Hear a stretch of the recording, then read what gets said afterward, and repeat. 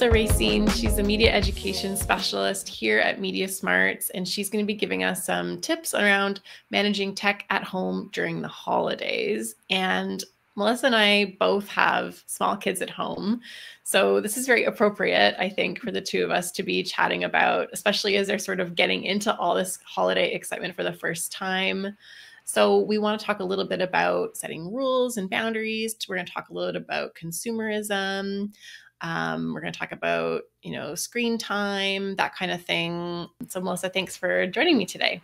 Thanks for having me. So I want to start us off by setting the scene a little bit. And so why are the holidays a prime time for families to be thinking about screen and tech use? Yeah, there's a big focus on screens during the winter holiday season. Holiday movies are incredibly popular this time of year. I know they've already started in my house.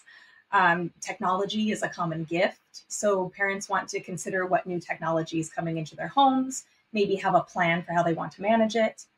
And the winter holidays, it's really the first time that school-age children are home for like a good chunk of time since the summer, right at a time that it's really busy for parents. They're juggling several of their own responsibilities. They've got work, they're preparing for the holidays, or recovering from them. So kids will have a lot of free time away from the responsibilities of school, and they very well might want to fill that time with the technology that they have or the new technology that they may be gifted. Yeah, that makes a lot of sense. I know around our household, that's the case, right? The holidays are here. We all want to, watch movies together. We want to, engage in all those fun things. But it can become, I think, a little bit of a, problem in some households, right? Where the overuse might start, or parents might start to feel like, oof, we're allowing a little bit too much screen use. So what are some strategies that families can use to help mitigate that during the holidays when there's, a little less structure, it's a little harder to fill those days? As soon as you think your kids can understand, consider explaining why minimizing our screen time is important. Screen use is a health issue, just like eating healthy, brushing our teeth. So just like how food choices affect our physical health, kids can understand that a balanced media diet is just as important as a balanced food diet, right? They can learn to make good choices about screens. So if we talk about that from as soon as we think that they can understand that, then that's an idea that they grow up with, this idea of a balanced media diet. As parents, we can help to reinforce that lesson by modeling responsible use of our own devices. I really love that. I love the idea of it being kind of associated with like the food groups and things like that, and like brushing your teeth and making it, a health thing for kids that they can understand. That's a really, really good idea. Another thing that we can do is establish clear rules and limitations from the start of the holidays. So right at the beginning, consider having a family discussion about screen time and your expectations. So like you mentioned earlier, I have a little one at home myself. So for my little guy, that means that I set times during the day for our technology use. Families with older kids, that might mean setting rules about where devices are allowed. So say no devices in the bedroom, or no devices at the kitchen table, no devices an hour before bed. They might want to also create a screen plan for the whole family. So that shows that managing screen time isn't just something we do for kids, and again, kind of reinforces that idea of a balanced media diet for all. That's great. And we know that, there are lots of good things that come with using screens too. And so are there ways of using screens that are better than others that we might want to prioritize for our kids? Absolutely. Screens can be a great way of getting creative. Kids can make videos, they can do digital drawing or painting, they can do creative writing. I know I have a tablet here at home, and I find free coloring pages that my kid can use the tablet here for coloring. So there's a bunch of different ways that kids can get creative using technology. It can also be educational. Again, with a little kid at home, I'm very aware of some great educational TV shows. Older kids might want to research topics they're interested in. They might watch documentaries, or even video games that focus on collaboration and problem solving. It's great ways to practice those skills. So using screens mindfully will make sure that we're using them well. So rather than having screens just kind of running in the background, make sure that you're using them at a particular time with a particular goal in mind, and you have an idea of what being done looks like. I love that. And I love it being sort of more intentional, right? And thinking about like the quality over the quantity, as it were. Exactly. just shifting over a little bit, I know I'm already seeing a lot of ads for toys and gifts, whether it's, a catalog arriving at the home or, a YouTube ad. It's obviously a season for gifting, but it can get a little annoying when kids are starting to like pester their parents and they're getting obsessed with like the hottest toys. And so, what are some tips on how to control that holiday consumerism that inevitably pops up? Yeah, it can be really tough for the whole family when we're kind of like bombarded by ads from all sides, you know? So setting guidelines about how and where your kids are allowed to ask for things is a great way to survive the consumerism that usually comes with these holidays. You might choose to have your kids make a list. You might set rules that say you're not allowed to ask for anything that's in front of you. So if you're at a store or if it's on TV, they have to ask for things away from those things that are prompting them, from those ads that may be prompting them to ask. For us in my household, we have, to kind of like mitigate the tantrum that comes with, I want this and I want it now. We often will take a picture and then we tell my little boy that we'll make a list for him out of those pictures. And the picture works really well if you have family members who later ask what they want. You've got a bunch of pictures to send them. We actually use that trick year round as well. I love that. We use that one quite a bit too. And I'm glad to know I'm not the only one that has a kid who throws a tantrum the minute they can't get something. It seems to be a common occurrence. But those are really helpful tips. Some gifts that kids might receive could be tech related, right? Especially older kids too. They might be getting a new phone, a laptop, or a tablet for the first time. So what are some things families should do when they're gifting a new device to their kids? When you gifted a new device, you want to set rules from the very beginning. It's a lot easier to follow through on those rules if they're there from the beginning than trying to implement them later on. So set like tech-free zones and times in your house, maybe some time limits, types of content that's permitted. Absolutely make sure your kids know what they're allowed to watch. It would be a good idea to involve your kids in creating the family screen time plan. Involving them in that plan can help them understand the importance of a balanced media diet, as we talked about earlier.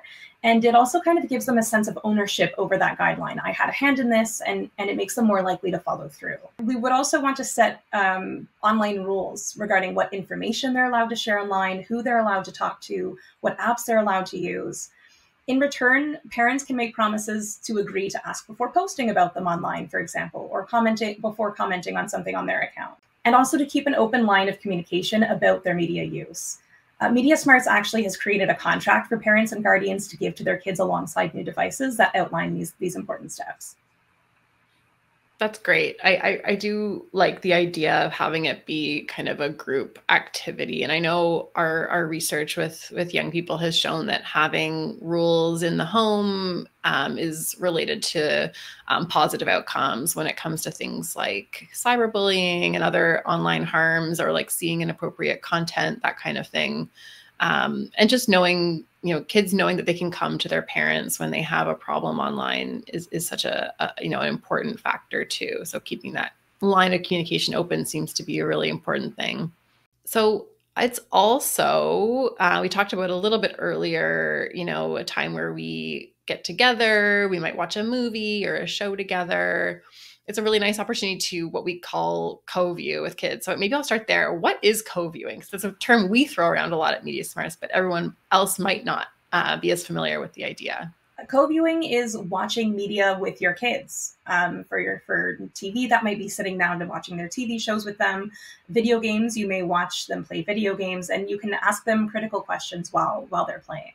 That's great. And so obviously holidays, great time to co-view with your kids. There's a lot of like classic movies and TV shows out there. And classic also means, a little bit dated, right? Could be, a few decades old or even older.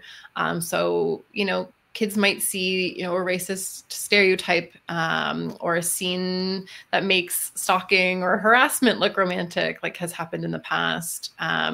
Or other, issues with diversity and that kind of thing. So what are some things that we can say to our kids or ask them when you see that kind of content in an older movie or a show? Yeah, co-viewing is a great opportunity to talk about problematic content with kids, and it's one of the reasons why it's so important. So don't hesitate to use that pause button, to pause the movie and ask your child about what they saw. So focusing on asking open-ended questions about the content can prevent the kind of defensiveness that might come with an outright direct criticism. And it gets kids reflecting on what they're seeing, yes, with you, but then also later on in opportunities where you might not be co-viewing with them, they can start to ask themselves these questions. So you can focus on questions like with problematic relationships, like, do you think that this is a safe way for them to conduct themselves? Are relationships in your own life, do you see them like that? In terms of, stereotyped content, how might a person of color feel about how they're portrayed in this particular movie? So asking open-ended questions that connect the offensive or outdated material to real-world examples help children to see that stereotypes on screen can have real-world consequences. It also lets kids know that it's okay to critique media. Even something you like, it's all right to look at something you like and say, I can appreciate this movie, while also recognizing that it has flaws and it has limitations. Yeah, absolutely. And I have seen that a lot of older films now come with sort of a disclaimer at the beginning. So I think is that also an opportunity to kind of have that conversation before something even starts, right? Absolutely. Streaming services have started to integrate the content warnings at the beginning. So you can pause right at the beginning. You can read over that content warning with them, and you can overtly discuss, what does this mean? Yeah, absolutely. And I know, we have younger kids, and there are, even in, a lot of Disney movies, a lot of kind of like scary content too. Are there any tips around helping, kids through seeing kind of what potentially frightening things that they're seeing in the media? Maybe at the time they seem fine, and then afterwards you realize, oh, that was maybe a little, scary for them. So in my house, we talk about whether or not things are real. And we talk about that media is a creation that somebody made, and that it doesn't necessarily reflect real life. I know my boy was obsessed with Moana for a while. I know we're kind of going off the holiday topic for a minute. He was obsessed with Moana, and then very suddenly was afraid of the fire creature at the end, Taka. And so we had a conversation with him about things being real and whether or not he saw anything like that in real life. And he was able to say, no, I haven't seen anything like that. So to highlight the realism behind possibly scary things. Yeah, that's great. That's really helpful. Okay, great. Well, is there anything you'd like to leave people with? Any kind of last thoughts around the holidays and media? I know that, managing our media use can be so difficult when we have a lot of things going on and the kids have a lot more free time than we're used to. But if we are mindful about our media use and we mitigate overuse before it happens, then we can put things in place to make sure that hopefully this doesn't happen. That's great. Thanks. I'm going to throw you one last question. And I don't even know the answer, I don't think, for myself, but do you have a favorite holiday movie or song or any kind of media that comes to mind that you like to watch or engage with around the holidays?